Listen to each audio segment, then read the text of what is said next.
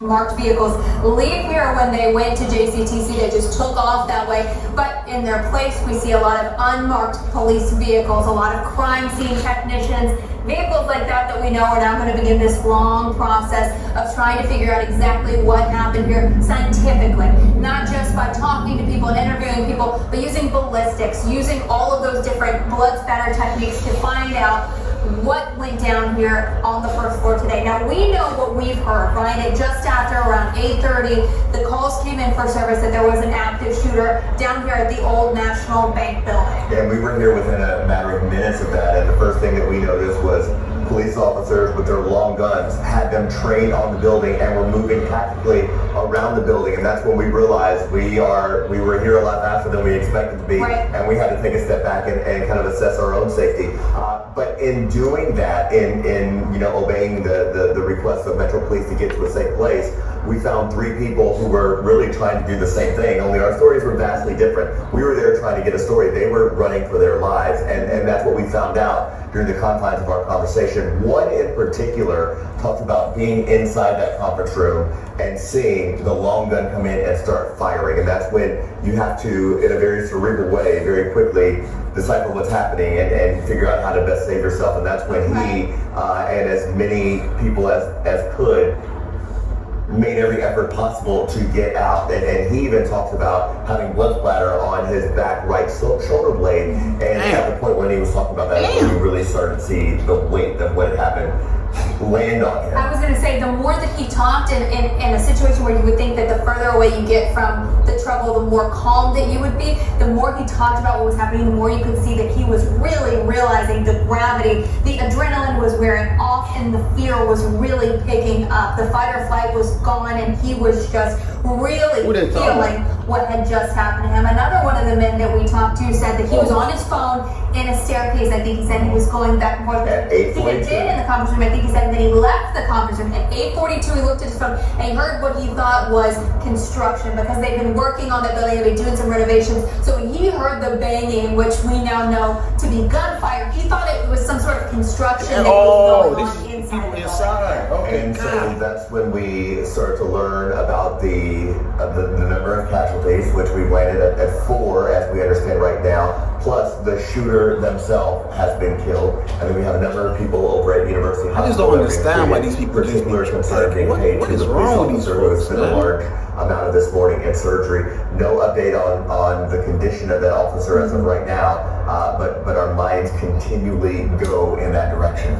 Right, we've been hearing that the officer is in surgery. The condition is critical. We know another police officer was also taken with non-life-threatening injuries, is what we were told, non-life-threatening injuries to the hospital. The hospital went on and off of lockdown a couple of times this morning, which kind of gave us an early indication that a police officer might be hurt. We know that the hospital going into lockdown, not only in its proximity, but we were hearing after the fact, after we were aware that this scene had calmed down a little bit, that the hospital had gone into lockdown. So that kind of makes a couple of alarm bells go off in our heads. We've been working on the streets long enough to know that when lockdown is happening after the fact, sometimes that is what is being indicated. Crying, people are around and stuff. People are afraid. Damn. Both of those things can be true at the same time. We know that this is an area that is very congested, especially at 9 o'clock in the morning on a Monday. This is the heart of the business district.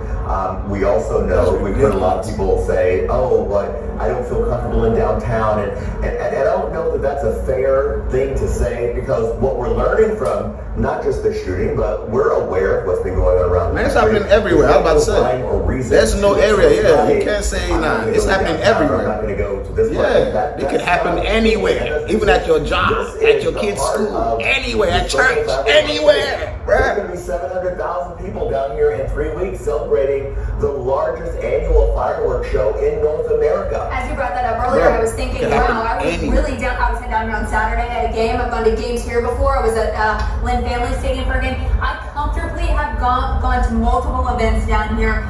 This can be scary and traumatic, and you can still enjoy those different events down here, because like you just said, There's no rhyme or reason to that. But it's hard to look around down here and think of all the walks that I've done at Waterfront Park. When Forecastle is here, all the events that we've gone to down here that are just such bright, happy memories. And now just down the street, a horrible tragedy in Louisville's history. I think one thing that is very worthwhile to point out, and is smart and accurate to point out, is the Metro Police response. Yes. Because Metro Police have been under a microscope, not just by this community, but from the federal government, the Department of Justice, and they're knee-deep in coming up with that consent decree to figure out exactly how that's going to look. Metro Police, in theory, could have every reason to just feel defeated, but they did not. And I remember talking to the police chief directly a few weeks ago, and she's saying, this police department will stand up, they will answer the call. Bro, the police are just human beings like us, bro. Like, a lot of people today. It's just a job, you know that, right? Like, they're regular people like us. They ain't superhuman, you know what I mean? Heard anything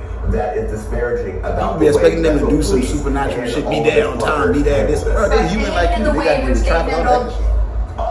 I was going to say pesky reporters that show up and, we're just trying to do our job too. But we were treated with compassion and kindness when they could have, yelled at us in a lot more words than they did. But they said, you guys need to get back to X spot to be safe and get back to this part. And they're trying to paint police. Good picture of police. But there were police officers who were still outside of the building with long guns trained on the building. And they described the police officers that got here initially without the rest of the force with them that went straight in and engaged that shooter. Yes, it's that's a horrific Good. situation. That's a good procedure, although it's more dangerous for people that first go in. At 3 o'clock, that will likely involve all kinds of officials from LMPD. So there's going to be a press conference at 3. The governor, who we also heard from this afternoon. A very emotional sound from the governor. We do want to go ahead though and go back to you, Brooke and Shay, in the studio as we're learning more information, and just really send it back with heartfelt prayers for anyone that was involved with this today, that's going to be working through this, and just a message of seeking help and finding hope in the little things you can when those opportunities present themselves. Facts. Okay, well said, Haley. Facts, man.